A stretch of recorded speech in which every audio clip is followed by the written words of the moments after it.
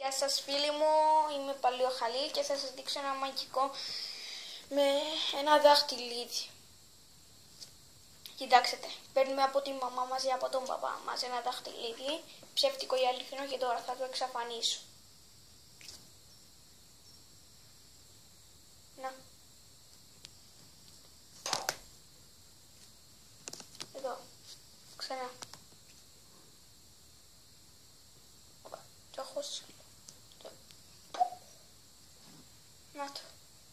Κοιτάξτε πώς γίνεται. Κοιτάξτε. Παίρνω ένα δαχτυλίδι από τη μαμά μου ή από τον παπά μου, το ψεύτικο ή αληθινό. Το βάζω εδώ και κανονικά δεν το πιάνω. Μόλις κάνω έτσι, δεν το πιάνω, δεν το παίρνω καθόλου. Μόλις κάνω έτσι, μόλις πάω να το πιάσω, κάνω έτσι.